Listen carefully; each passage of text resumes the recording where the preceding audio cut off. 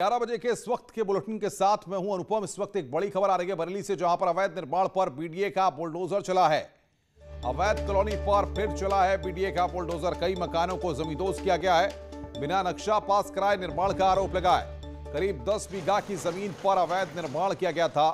इज्जतनगर थाना क्षेत्र के सैदपुर में यहां पर यह कार्रवाई की गई है। कई मकानों को जमींदोज किया गया है। अवैध कॉलोनी पर यहां पर बीडीए ने बुलडोजर चलाया है और कई मकानों को जमींदोज किया गया है। करीब 10 बीघा की जमीन पर यह अवैध निर्माण किए गए थे, जिस पर बीडीए की टीम ने कार्रवाई करते हुए आज फिर बुलडोजर चलाया है। ये एक्सक्लूसिव तस्वीरें इस वक्त हम आपको दिखा रहे हैं। जेसीबी मशीनों से बीडीए की टीम लगातार अवैध निर्माण को गिरा रही है। इससे पहले भी कार्रवाई की गई थी और बीडीए के अधिकारियों ने यहाँ पर लगातार ये कार्रवाई का सिलसिला जारी रखा हुआ है। और बातचीत करने के लिए हरीश शर्मा हमारे संवाददाता बरेली से फोन लाइन पे जुड़ रहे हैं। हरीश, किसके द्वारा ये अवैध निर्माण किए गए हैं जिस पर बीडीए का बुलडोजर लगातार चल रहा है? देखिए अनुपम, ये इज्जतनगर इलाके के मिनी बाईपास पर 10 बीघे की जमीन पर एक बड़ी अवैध तरीके से कॉलोनी बनाई जा रही है, जिसकी जानकारी जैसे ही बरेली विकास प्राधिकरण के अफसरों को हुई तो उसके बाद उन्होंने नोटिस दिया और कार्रवाई के लिए उनको वहां पर बुलाया गया, लेकिन बावजूद उनकी तरफ से कोई एक्शन नहीं लिया गया। जिसके बाद आज बीडीए की टीम सुबह ही बुलडोजर लेकर वहां पर पहुंच गई और आज तस्वीरों में भी आप साफ तौर पर देख पा रहे होंगे अनुपम कि जो इन्होंने बनाए हुए हैं बड़े फ्लैट्स, उन सबको ध्वस्तीकरण किया जा रहा है। बुलडोजर लगभग 6 टीमें हैं जो बुलडोजर चला रही हैं और लगातार जो अवैध निर्माण है उसको गिराया जा रहा है। हरीश, लेकिन सवाल ये होता है कि इन अवैध निर्माणों को कब किया गया? क्या अधिकारियों की मिलीभगत के साथ ये अवैध निर्माण किए गए थे या फिर अब जाकर के ये चिन्हित किए गए हैं? देखिए अनुपम, ये दोनों चीजें इसमें रही हैं। पहले पूर्ववर्ती इस समय पे ऐसा देखा गया है कि कुछ अधिकारियों की मिलीभगत से कुछ भूमाफियाओं ने बड़े फ्लैट्स और कॉलोनियां निर्मित कर ली, जिसके बाद अब नए जो बीडीए वीसी हैं जोगिंद्र कुमार, उन्होंने सभी अवैध तरीके की जो कॉलोनियां हैं उनको चिन्हित करके नोटिस दिया और नोटिस के बाद अब ये कार्रवाई की जा रही है। तो निश्चित तौर पर अब जिस तरीके से कार्रवाई हो रही है उससे साफ अंदाजा है। हरीश, बहुत बहुत शुक्रिया आपका, नजर बना के रखिए। आगे भी हम आपसे अपडेट लेते रहेंगे। हरीश शर्मा बरेली से इस बड़ी खबर पर अपडेट दे रहे थे।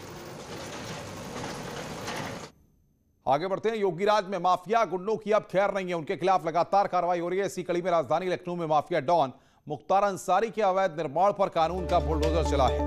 मुख्तार पर एक्शन लगातार जारी है और यह बड़ी कार्रवाई की गई। लखनऊ में अवैध बिल्डिंग गिराई जा रही है। हजरतगंज में रानी सल्तनत बिल्डिंग है, जिसकी 9 दुकानें फिलहाल गिराई जा रही हैं। अवैध रूप से इन दुकानों का निर्माण किया गया था।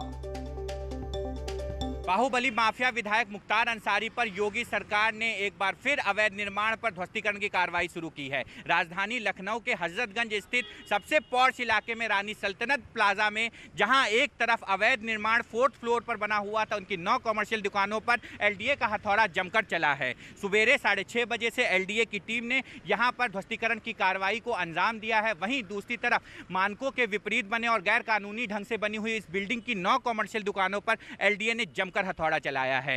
मौके पे भारी पुलिस बल को तैनात किया गया है। साथ ही साथ इस बात को सुनिश्चित करने की पूरी तरीके से तैयारी की गई है कि उनके गुर्गों द्वारा यहाँ पे किसी भी तरीके से शांति व्यवस्था में खलल ना डाला जाए। ऐसे में जहां डालीबाग में पूरी की पूरी बिल्डिंग को धराशाही करने के बाद हजरतगंज ही स्थित इस प्लाजा पर 9 कमर्शियल दुकानों पर एलडीए ने अपने हथौड़े को जमकर चलाया है, तो इस संदेश स्पष्ट है कि माफिया विधायक मुख्तार अंसारी के ऊपर योगी सरकार अपने शिकंजे को और कसती जा रही है। और साथ ही साथ ये बात में पूरी तरीके से संदेश देती जा रही है कि कोई भी बाहुबली विधायक या माफिया यदि गरीब जनता को परेशान करता है, सरकार के मानकों के विपरीत कोई भी कार्य करता है, तो वो बख्शा नहीं जाएगा। ऐसे में देखने वाली बात यह होगी कि रानी सल्तनत बिल्डिंग में अन्य किन मामलों पर एलडीए पड़ताल करके और क्या कार्रवाई करती है। कैमरा पर्सन गोपी के साथ प्रशांत पांडे, न्यूज़ 18 लखनऊ। रामपुर में शराब फैक्ट्री में लगी भीषण आग, दमकल की गाड़ियां आग बुझाने में जुटी हुई हैं। करीब 6 लोगों के आग में झुलसने की खबर है। घायलों को फिलहाल अस्पताल में भर्ती कराया गया है। कोतवाली सिविल लाइन क्षेत्र का यह पूरा मामला है। रामपुर से एक खबर, जहां पर शराब फैक्ट्री में भीषण आग लगी हुई है। ये तस्वीरें हम आपकी स्क्रीन पर आपको दिखा रहे हैं। एक्सक्लूसिव तस्वीरें। इस वक्त दमकल की गाड़ियां पहुंची हुई हैं। 4 गाड़ियां फिलहाल कुछ देर पहले मौके पर पहुंची थी। इनके द्वारा लगातार आग पर काबू पाने की कोशिशें की जा रही हैं। ये तस्वीरें अंदर की हम आपको दिखा रहे हैं, किस तरीके से आग की लपटें अंदर देखी जा सकती हैं और लगातार कोशिश की जा रही है दमकल कर्मियों के द्वारा कि किसी तरह से वो इस आग पर काबू कर पाएं। तो एक्सक्लूसिव तस्वीरें हम आपको दिखा रहे हैं, अलग अलग तस्वीरें एक हम आपको दिखा रहे हैं, बाहर की तस्वीर दिखा रहे हैं, अंदर किस तरीके से भीषण आग लगी हुई है। शराब की ये फैक्ट्री है। फिलहाल जो अपडेट है कि 6 लोगों के झुलसने की आशंका है, जिनको बाहर निकाला गया है। जैसा कि हमारे संवाददाता कुछ देर पहले हमसे बता रहे थे, कोतवाली सिविल लाइन क्षेत्र का यह मामला है। विशाल अपडेट के साथ फोन लाइन पर है हमारे साथ। विशाल, क्या अपडेट है? क्या आग पर काबू पाया जा सका है? कितने लोग बाहर निकले हैं? जी बिल्कुल, देखिए अभी जो है आग पर धीरे धीरे जो है काबू पाया जा रहा है, और अभी फिर भी हल्की फुल्की आग लगी हुई है, जिसको बुझाने के लिए जो है दमकल जो कर्मी है वो आग बुझाने की पूरी कोशिश कर रहा है। और अभी जो सूचना यही मिली है कि अभी आग के कारणों का पता नहीं चल पाया है कि किस कारण ये आग लगी है, लेकिन 5 से 7 लोग जो है वो झुलसने की जो खबर है वो सही है। जी क्या पता चल पाया किस वजह से ये आग लगी, और साथ ही साथ क्या कोई अधिकारी मौके पर पहुंचे हैं? कुछ जानकारियां साझा की गई हैं? देखिए अभी तक कोई क्या कहते हैं, इसमें जो फैक्ट्री के क्या कहते हैं एक ऑफिसर है, उन्होंने ये मैनेजर जो उन्होंने जानकारी दी है कि आग के अभी कारण का पता नहीं चल पाया कि किस कारण आग लगी है। उसकी जांच की जा रही है कि किन कारणों से आग लगी हुई है। और उन्होंने बताया कि 5 से 6 लोग जो है वो क्या कहते हैं घायल हुए थे, जो झुलस गए थे, उनको अस्पताल में भर्ती कराया गया है। और एक की हालत जो है वो नाजुक है, जो ज्यादा जो झुलस गया था उसको TMU मुरादाबाद में भर्ती कराया है। बहुत बहुत शुक्रिया आपका हमारे साथ जुड़ने के लिए। विशाल हमारे संवाददाता इस बड़ी खबर पर हमारे साथ जुड़े हुए थे। तो रामपुर की तस्वीरें आपकी स्क्रीन पर, कोतवाली सिविल लाइन क्षेत्र का ये पूरा मामला है जो हम आपकी स्क्रीन पर आपको दिखा रहे हैं। श्रीरामपुर में शराब फैक्ट्री में आग लगी है। शराब फैक्ट्री में भीषण आग लगी हुई है। दमकल की गाड़ियां आग बुझाने में जुटी हुई है।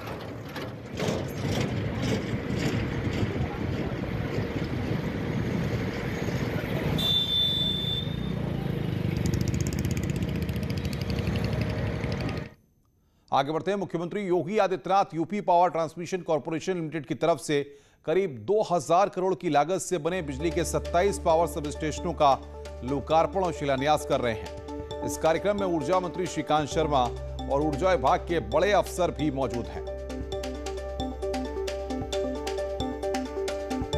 तो बिजली विभाग का यहां पर यह बड़ा कार्यक्रम आज है। बिजली मंत्री श्रीकांत शर्मा भी इसमें मौजूद रहेंगे। 1920 करोड़ की लागत से ये पूरा सब प्लानिंग है। सीएम योगी आज यहां पर लोकार्पण और शिलान्यास कर रहे हैं। पावर सब स्टेशनों का आज लोकार्पण और शिलान्यास होना है। ऊर्जा मंत्री श्रीकांत शर्मा भी इस दौरान वहां पर मौजूद रहेंगे। 27 पावर स्टेशनों की सौगात उत्तर प्रदेश की जनता को यहां पर योगी सरकार आज देने जा रही है। 1920 करोड़ की लागत से ये सब स्टेशन बन रहे हैं। और बातचीत करने के लिए अनामिका सिंह हमारी संवाददाता सीधे हमारे साथ जुड़ रही है। अनामिका, सौगातों की बारिश लगातार योगी सरकार कर रही है और इसी दिशा में ऊर्जा क्षेत्र में भी आज सौगात मिलने जा रही है।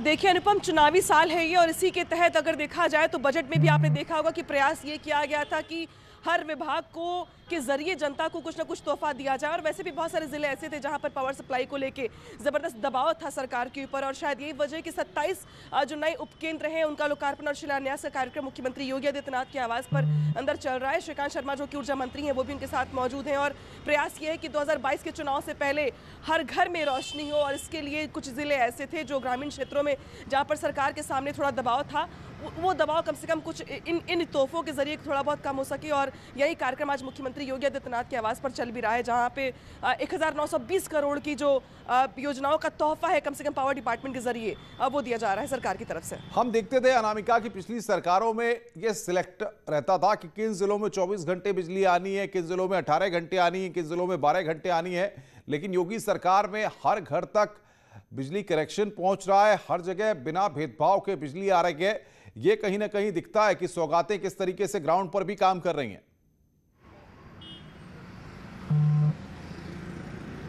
देखिए अनुपम, इससे पहले हमने हर सरकार में देखा है, फिर चाहे आप बात करिए अखिलेश सरकार की या इसके पहले बात करिए मायावती सरकार की, मुख्यमंत्री के जो जनपद वाले जिले होते हैं या जो उनके खास फोकस वाले जिले होते हैं वहां पर योजनाओं की ज्यादा सौगात मिलती रही है, ये भी हमने देखा है। और जब बीजेपी की सरकार बनी उत्तर प्रदेश में तो ये आरोप भी लगाए गए कि पहले बिजली सिर्फ इटावा, मैनपुरी, सैफई के इर्द गिर्द ही रहती थी, और वहीं पर अधिकारियों पर ज्यादा प्रेशर था कि वो वहां पर 18 घंटे या 20 घंटे बिजली दे, बाकी जिलों में अंधेरा रहता था। लेकिन उत्तर प्रदेश में जब उत्तर प्रदेश में बीजेपी की सरकार बनी और मुख्यमंत्री मुख्यमंत्री योगी आदित्यनाथ ने कमान संभाली तो सबसे बड़ा जो टारगेट था वो ये था कि जो बिजली कनेक्शन है वो हर घर तक पहुंचे, और सबसे ज्यादा दबाव था ग्रामीण क्षेत्रों को लेकर के। और यही वजह है कि पहले साल में ही टारगेट सेट किया गया कि अगले 22 महीनों में या 24 महीनों में हम इतने लाख घरों में बिजली पहुंचाएंगे। और इसी के लिए देखिए आप कि अगर 2018-19 की अगर हम बात करें तो विशेष फोकस था उस दौरान घर घर बिजली देने को लेकर, और अभी तक ये कार्रवाई जारी है क्योंकि 2022 के चुनाव होने वाले हैं। बिल्कुल रोकेंगे इस वक्त। अनामिका, आपको बड़ी खबर इस वक्त हमारे पास आ रही है, आप बने रहिए हमारे साथ। स्मृति ईरानी लखनऊ पहुंची है। स्मृति ईरानी ने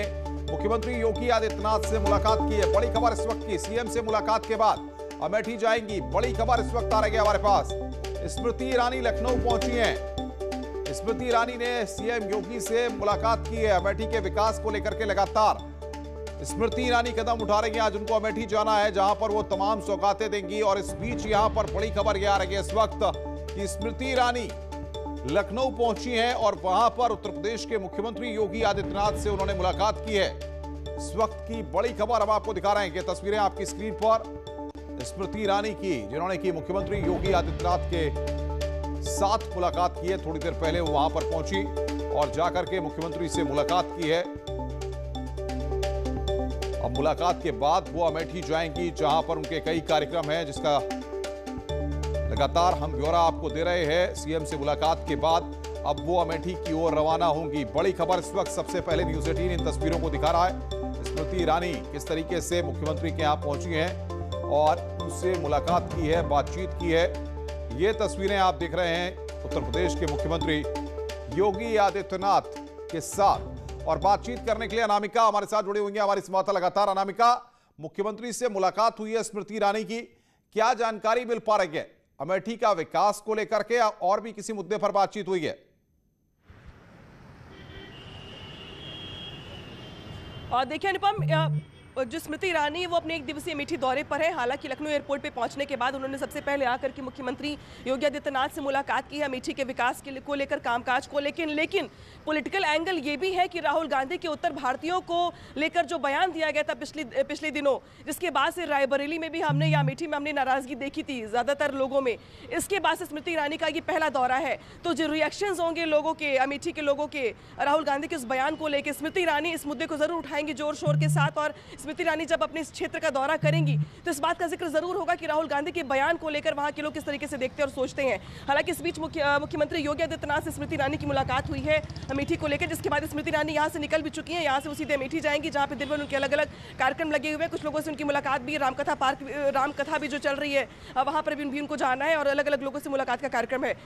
तो ये काफी महत्वपूर्ण दौरा है स्मृति ईरानी का राहुल गांधी के उस बयान के बाद, जहां पर राहुल गांधी ने उत्तर भारतीयों के पॉलिटिकल अगर स्टेमिना की बात करें हम या सतही जानकारी को लेकर बात करें जो उन्होंने कहा था। बिल्कुल बिल्कुल अनामिका, आप नजर बना के रखिए, आगे भी हम आपसे अपडेट लेते रहेंगे। अनामिका सिंह हमारी संवाददाता लखनऊ से इस बड़ी खबर पर अपडेट दे रही थी। इधर एक और बड़ी खबर आ रही है, मुख्यमंत्री योगी आदित्यनाथ ने खाप से मुलाकात की है, किसानों के साथ मुलाकात हुई है।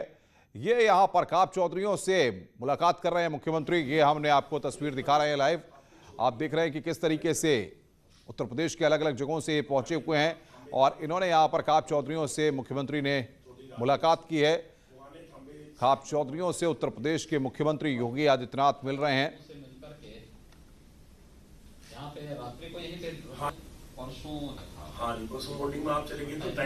स्वागत है, ब्रेक के बाद एक बार फिर लौट रहे हैं बड़ी खबर पर। सीएम योगी ने लखनऊ में खाप चौधरियों से मुलाकात की है।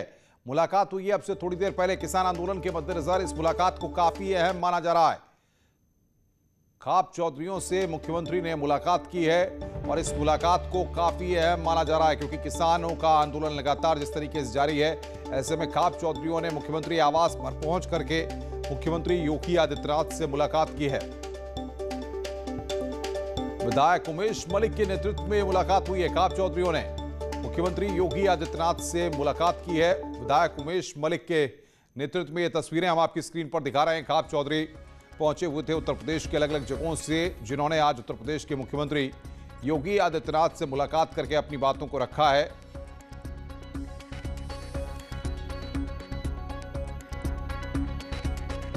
और अनामिका हमारी संवाददाता हमारे साथ जुड़ रही है। अनामिका, इस मुलाकात के क्या मायने निकाले जाएं, किस तरीके से इस मुलाकात को समझा जाए?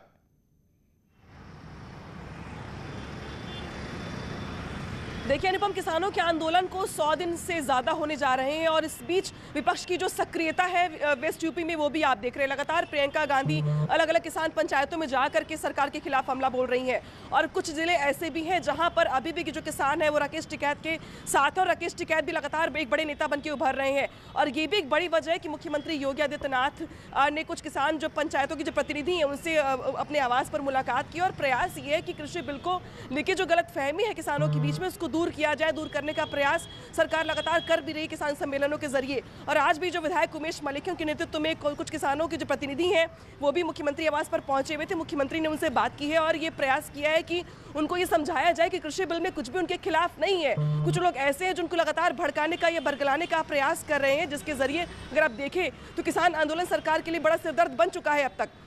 और यही वजह है कि आज प्रयास ये किया गया है कि वेस्ट यूपी के कुछ किसान नेताओं से तो क्या अब ये माना जाए कि इन खाप चौधरियों के जरिए या किसानों के समर्थन में जो सभाएं हो रही हैं उनके जरिए सरकार आम लोगों तक ये मैसेज पहुंचाना चाहती है, ये बताना चाहती है कि किसानों के समर्थन में या किसानों की बेहतरी के लिए ही ये बिल है?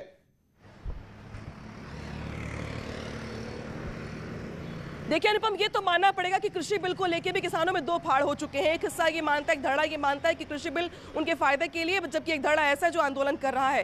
तो ऐसे में सरकार ने एक जो स्ट्रैटेजी अपनाई थी उसके तहत जो पक्ष ऐसा है जो किसान आंदोलन के विरोध में है या फिर कृषि बिल का समर्थन कर रहा है, उसके जरिए वो जिलों में पंचायतें करके या बैठकें करके या सम्मेलन करके ये किसानों को समझाए कि वो बरगलाने में ना आए। बहुत बहुत शुक्रिया। वक्त की कमी, आपको रोकना चाहेंगे। अनामिका हमारी संवाददाता इस बड़ी खबर पर हमें अपडेट दे रही थी।